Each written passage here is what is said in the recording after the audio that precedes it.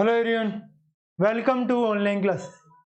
तो जैसा कि आप सब जानते हैं, हमने हमारे 6th क्लास के 4 चैप्टर्स कंप्लीट कर लिए। We have completed 4 chapters of class 6 history and now we will discuss our next chapter called the what books and burials tell us. तो जो किताबें हैं, जो बुरेल्स हैं, वो हमें क्या बताती है, किन चीजों के बारे में बताती है, वो सब हम यहाँ पे देखने का ट्राई करेंगे। ठीक है, तो हम देखेंगे what books and burials tell us. So let us discuss all the books and burials which are happened during this era. तो हम देखेंगे बहुत सारे वेदास के बारे में, बहुत ज्यादा पेंटिंग्स वगैरह, ये सब हम देखेंगे, बहुत ज्यादा बुक्स वगैरह के नाम, ये सब हम देखने का ट्राई करेंगे। So everything we will discuss in this chapter one by one, step by step. तो सबसे पहले बात करते हैं किसकी, कि संस्कृत एंड अदर लैंग्वेजेस की बात करते हैं। तो संस्कृत और अदर लैंग्वेजेस किस तरीके से आई। तो संस्कृत कौन सी लैंग्वेज है? Is a part of a family of languages known N Indo European. तो इंडिया और यूरोपियन को जो रिलेशन है ना, वो संस्कृत मानते हैं। संस्कृत है वो इंडो और यूरोपियन लैंग्वेजेस का एक फैमिली को बिलोंग करती है।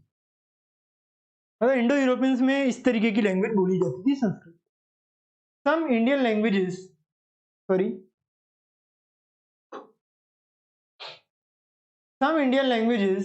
such as Assamese, Gujarati, Hindi, Kashmiri and Sindhi, and many European languages such as English, French, German, Greek, Italian, Spanish belong to this family. कौन सी family? Indo European family. They are called a family because they originally had words in common. Family क्यों बोलते हैं इनको? क्योंकि इनमें जो words हैं कई बार कॉमन होते थे। ठीक है, टेक द वर्ड मातृ संस्कृत में है, माँ हिंदी में है और मदर इंग्लिश में है। तो हम माता को मातृ बोलते हैं कहाँ? संस्कृत में। माँ बोलते हैं हिंदी में और मदर बोलते हैं इंग्लिश में। देखिए बहुत ज्यादा सिमिलरिटीज है वर्ड्स में। Do you notice any similarities? क्या आपको कोई सिमिलरिटीज लग रही है इनमें? हमें तो दिख रही है। तो other languages used in the subcontinent belong to different families.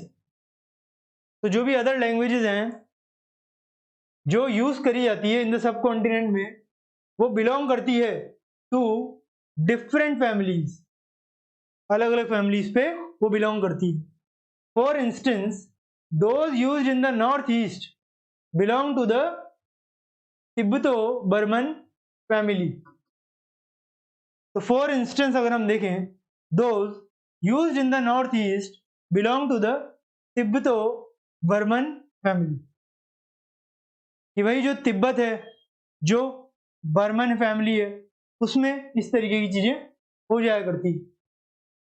कि जो नॉर्थ ईस्ट है, those used in north east belong to the Tibeto Burman family. वहां से जो जैसे कि आसामीज वगैरह वहां पे है, तो तिब्बतो बर्मन फैमिली से आते हैं। Tamil, Telugu, Kannada, Malayalam belong to Dravidian family. ये कहां से? द्रविडियन फैमिली से आते हैं।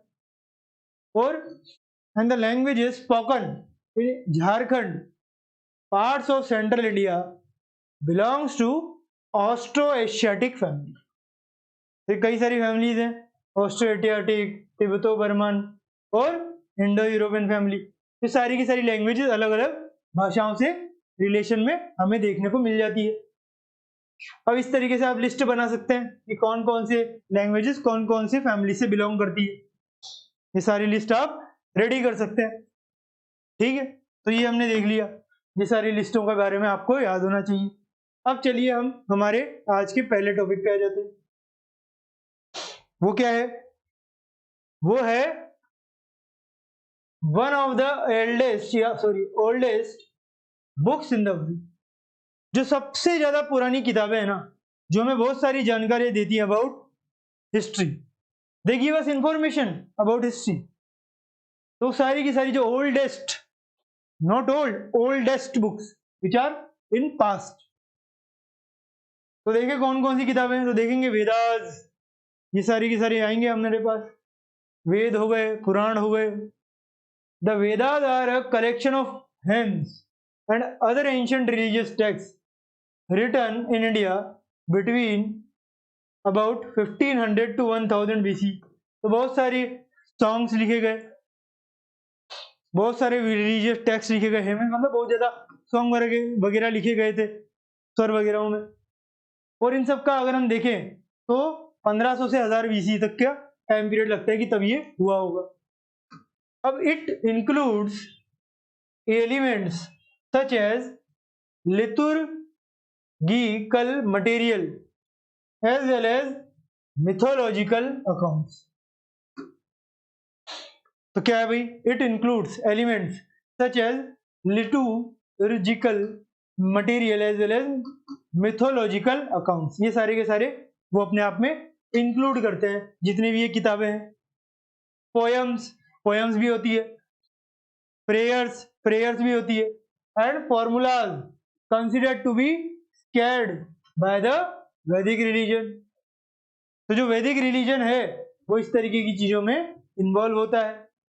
वहां पे जो है कुछ मिथोलॉजिकल अकाउंट्स मिलते हैं, कुछ पोयम्स मिलती है, कुछ प्रेयर मिलती है जो भगवान को खुश करने के लिए बोली जाती है, फॉर्मूलाज मिलते हैं जो सैक्रेड होते हैं। ये सब कुछ कहाँ मिलता है, बाय द वैदिक रिलीजन। तो जो वैदिक रिलीजन है उसमें ये सारी की सारी टेक्स्ट में हमें देखने को मिल जाते हैं। तो सारी की सारी चीजें मैंने आपको बताई है ना, ये सब कुछ टेक्स्ट में हमें मिलता ही मिलता है। ठीक है, ये सब हमने देख लिया। अब चलिए आगे देखते हैं आगे क्या क्या होता है। तो these are mostly mythical poems to the great Vedic gods Indra and warrior Agni. Indra the warrior, Agni the god of fire, Surya the sun god, और Varuna the upholder of the heaven and earth. According to tradition, the Atharva Veda was mainly composed by two groups of rishis। तो भाई कई तरीके के वेद होते हैं, साम वेद, अथर्ववेद, यजुर्वेद, ये सब आपने देखे होंगे, 4-5 तरीके के वेद होते हैं। Known as Atharvans and the Angirasa, hence its oldest name is Atharvangirasa. तो देखिए दो नामों को जोड़ के बनाया, अथर्ववेद का नाम एक एंशिएंट नाम बन गया अथर्वंगिरासा।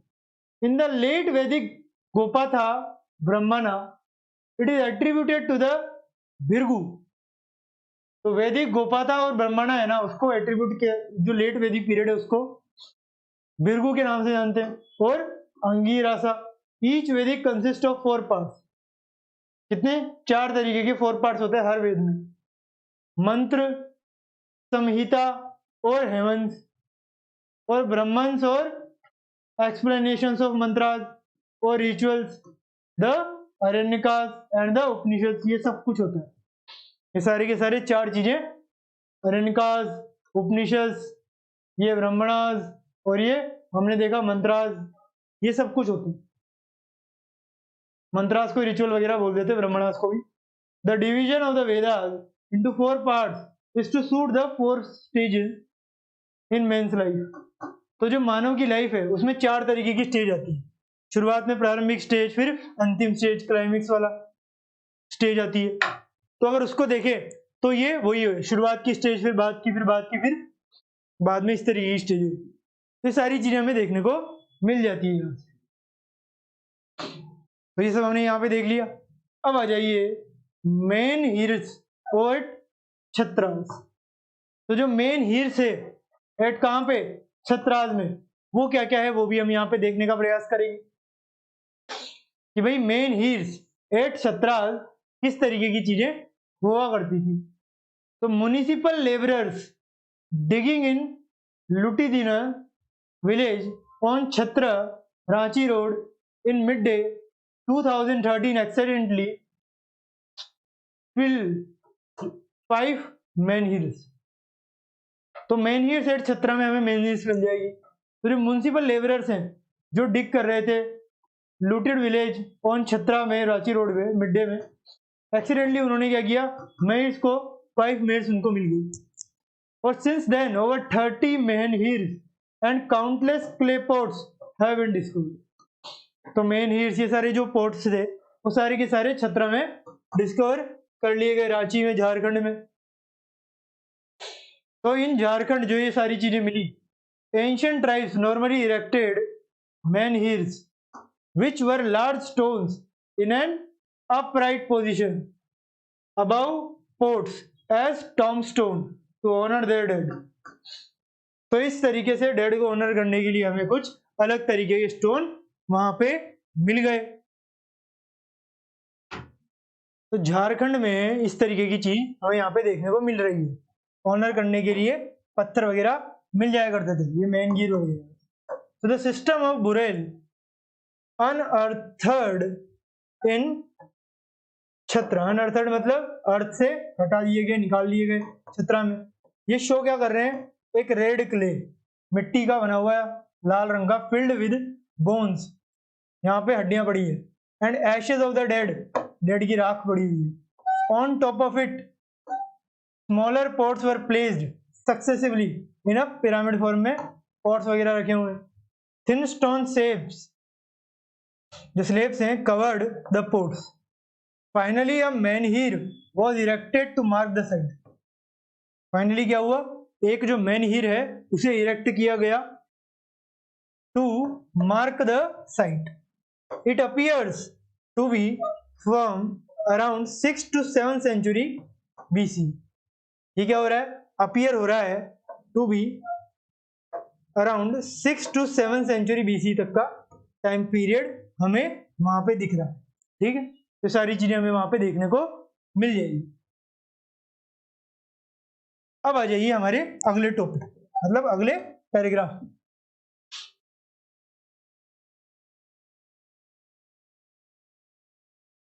Studies reveal that the ancient warrior tribes were nomadic people.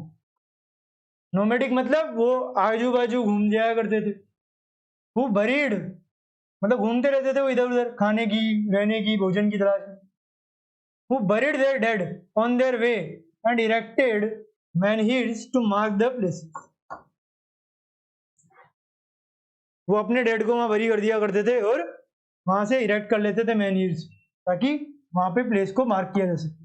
अब based on the above passage आपको एक क्वेश्चन आंसर का आंसर देना है। होमवर्क में मैं आपको आंसर क्वेश्चन दे रहा हूँ।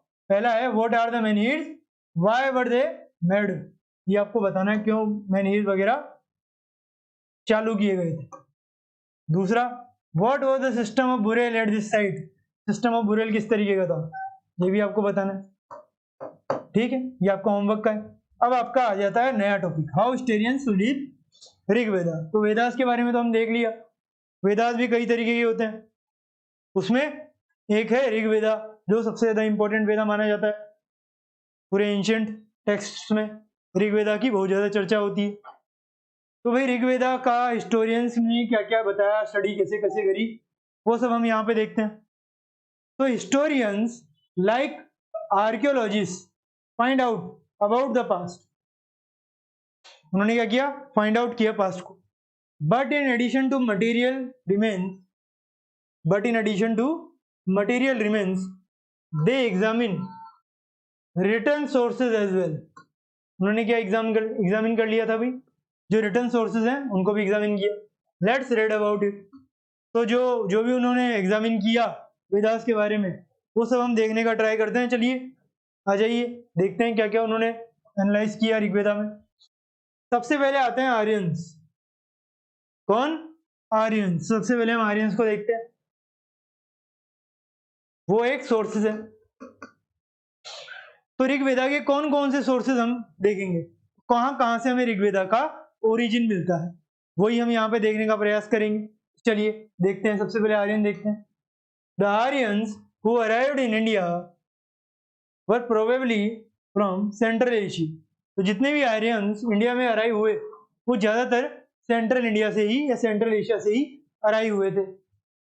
दे migrated to different parts of the world. क्या हुआ कि वो different parts of the world में माइग्रेट कर गए। Perhaps in search of for fertile pastoral land. किसके लिए? तो भाई वो फर्टाइल पेस्टोरल लैंड चाहते थे, इस वजह से इधर उधर जा रहे थे। और maybe due to an increase in population, या फिर ऐसा भी हो सकता है कि जो पॉपुलेशन है उनके इंक्रीज की वजह से ऐसा हो रहा था कि वो दूसरी जगहों पे जा रहे थे तलाश में कुछ चीज़ों के लिए, कि वहाँ पे कुछ खाने के लिए, कुछ रहने के लिए, कुछ पशु वगैरह मिल जाए, फर्टाइल जमीन मिल जाए उगाने के लिए। तो some of this people move to Syria. और जो पॉपुलेशन बढ़ गई ना सेंट्रल एशिया में, तो कहाँ गए वो? सीरिया चले गए, कुछ मेसोपोटामिया चले गए, कुछ मिडिल ईस्ट चले गए, कुछ यूरोप चले गए, और while some came to India, और कुछ इंडिया आ गए। तो सेंट्रल एशिया में जब बहुत ज़्यादा पॉपुलेशन बढ़ गई, सब अलग अलग जगहों पे जाने लगे अपने जीवन की तलाश में, तो कुछ ना कुछ इंडिया भी आ गए। तो the group that came to India is known as the Indo Aryans. अब जो ग्रुप इंडिया में आया ना, उसे हम क्या बोल देते हैं? उसे हम बोल देते हैं Indo Aryans. They reached north west India. वे कहाँ पे? वो नॉर्थ वेस्ट इंडिया में चले गए भाई। कहाँ पे चले गए? नॉर्थ वेस्ट इंडिया में अपनी अच्छी खासी चीजें वो एस्टेब्लिश करने लग गए। Presumably through the Hindu Kush mountains by 1850 BC। अब they reached north west India. क्या किया उन्होंने? नॉर्थ वेस्ट जो इंडिया है वहां पे अपनी धाक उन्होंने जमा ली। Presumably through the Hindu Kush mountains by 1500 BC। उन्होंने नॉर्थ वेस्ट इंडिया में हिंदू कुश माउंटेन जो उसके आसपास के एरिया में आर्यंस अच्छी तरह से जमने लग गए। तो ये तो हमने देख लिया आर्यन की हिस्ट्री। सबसे पहले सेंट्रल एशिया से आए कौन? आर्यंस। और सेंट्रल एशिया से आने के बाद वहां पे जब पॉपुलेशन बढ़ी, रिसोर्सेज कम होने लगे, तो चले गए अलग अलग जगहों पे। उनमें से कुछ इंडिया भी आ गए। इंडिया में सबसे पहले वो नॉर्थ वेस्ट पे ऑक्यूपाई हिंदू कुश के आसपास की जगह करी, 1500 BC में वहां पे बस गए वो। उसके बाद आई वैदिक एज। तो आर्यंस तो आ गए, आर्यंस क्या लाएंगे? वैदिक एज लाएंगे। चलिए देखते हैं कैसे लाए। In Indian history, the period between 1500 to 500 BC is often referred to as the Vedic Age, as most of the information of this period comes from the Vedic literature. अब जो इंडियन हिस्ट्री है ना हमारी, उसमें जो period है 1500 से लेकर के 500 BC तक का is often referred to as, उसे ज्यादातर रेफर कैसे किया जाता है? ये वैदिक एज है। As most of the information of this period comes from the Vedic literature. तो ज्यादातर हमारे पास जो इंफॉर्मेशन आती है वो वैदिक लिटरेचर की 1500 से लेकर के 500 BC तक ही आ जाती है। ठीक है, अब आ जाते हैं हम आगे। ज्यादा इंफॉर्मेशन हमारे पास इसकी है भी नहीं, इतनी है। तो सोर्स जो बताते हैं हम, तो the Vedic age can be divided into the early Vedic age. अभी वैदिक एज है ना, इसे हम डिवाइड करेंगे। कैसे डिवाइड करेंगे? आ जाइए। एक है अर्ली वैदिक एज जो 1500 से 1000 है, 1500 से 500 तक जाना है। 1500 से 1000 अर्ली, 1000 से 500 लेटर वैदिक एज। ठीक है, एक तो अर्ली वैदिक एज हो गया और एक लेटर वैदिक एज हो गया। ये दो पीरियड हो गए, अर्ली वैदिक एज और लेटर वैदिक एज। द वैदिक लिटरेचर जो है इंक्लूड द 4 वेदास। तो वैदिक लिटरेचर जो है 4 वेदास के बारे में बात करता है, पुराणास के बारे में बात करता है, ब्रह्मणास के बारे में बात करता है, अरंकास के बारे में बात करता है, उपनिषद के बारे में बात करता है, the epic Ramayana and Mahabharata के बारे में भी बात करता है। तो सारी की सारी बातें वो किया करता है वैदिक एज। तो आपको ये दो याद रखने हैं, अर्ली और वैदिक, अर्ली और लेटर। 1500 से 500, 1500 से 1000 ये, और 1000 से 500 ये। अब आ जाइए किस पे? वेदास पे। ये तो कोई वैदिक एज और आर्यंस भी आ गए। अब हम देखेंगे वेदास के बारे में, वेदास किस तरीके से आए और किस तरीके से छा गए। तो Vedas which are among the world's oldest religious scriptures are the sacred texts of the Hindus and are the most important sources of information about the Aryans. तो जो वेदास हैं वो वर्ल्ड के ओल्डेस्ट रिलीजियस कल्चर्स हैं, ये ध्यान रखना है आपको. Are the sacred text of Hindus and are the most important source of information about the Aryans. तो आर्यंस के बारे में सारी इंफॉर्मेशन वेदास ही दे दिया करते हैं, ओल्डेस्ट रिलीजियस टेक्स्ट से स्क्रिप्चर्स हैं. अब the Vedas give information about the Vedic as. तो जो वैदिक एज है उसके बारे में सारी की सारी इंफॉर्मेशन हमें दे दिया करते हैं. About the daily life of the people, daily life में वो किस तरीके की चीजें किया करते थे वो भी हमें सारी इंफॉर्मेशन यहाँ से पता लग जाएगी. देयर रिलीजियस बिलीव्स, किस किस तरीके से रिलीजियस बिलीफ थी हिंदूज की, आर्यंस की, वो हमें पता लगेगा. हमने देखा आर्यन सेंट्रल एशिया से आए थे, सेंट्रल एशिया से आए, फिर भारत में कुछ आ गई क्योंकि वहाँ थोड़े रिसोर्सेज कम पड़ गए, भूखमरी आ गई, तो इधर आ गए भूख के लिए, और फिर यहाँ पे बस गए. वेदास वगैरह उनके बारे में बताते हैं हमें. अब जो ये टर्म है ना वेदा की, वैदिक एज भी हमने देख लिया. अब ये वेदा जो है is derived from the root word vid. तो जो विद वर्ड है वहां से ये वेदा जो है निकल कर आया है. वेदा कहां से निकल कर आया है? वेदा वहीं से ही निकल कर आया है. Which means to know. विद का मतलब क्या होता है? जानना. Thus the term Veda means knowledge. Veda का मतलब क्या होता है? नॉलेज. नॉलेज का एक पूरा संग्रह है. देयर आर 4 मेन वेदास, 4 तरीके के मेन वेदा होते हैं.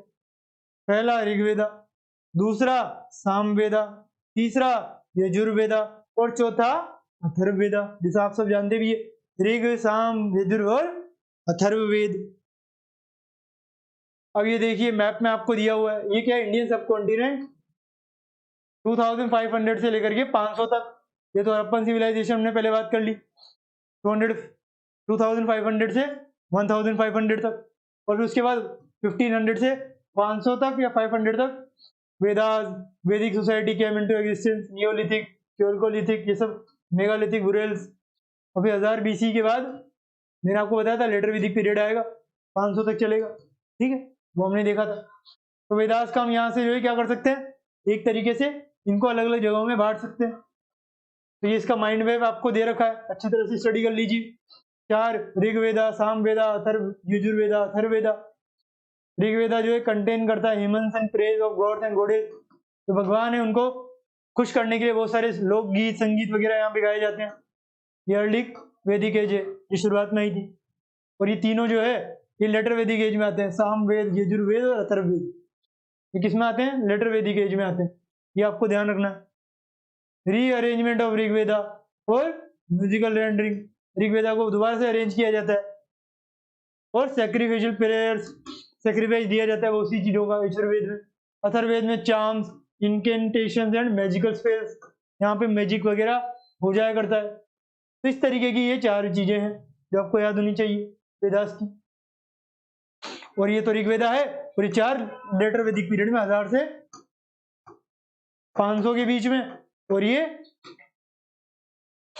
1500 से 1000 के बीच में का समय. ठीक है, और ये अब हम देखते हैं सबसे पहले ऋग्वेदा को स्टडी करते हैं.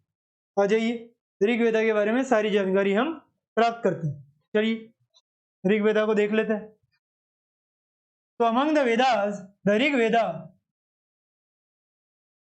Is the oldest. ऋग्वेदा क्या है? एक ओल्डेस्ट वेद है, सबसे ज्यादा पुराना Veda. It was composed some 3500 years ago. इतने साल पहले ये बना था, सबसे ओल्डेस्ट वेद है ये. तो सबसे ओल्डेस्ट वेद के बारे में हम आज नहीं कल बात करेंगे. तो आज तो हमने ये देख लिया, अब ऋग्वेदा के बारे में पूरी डिटेल, ओल्डेस्ट है क्या क्या है, वो सब हम हमारे नेक्स्ट पार्ट में देखेंगे. तब तक के लिए thank you very much, have a nice day.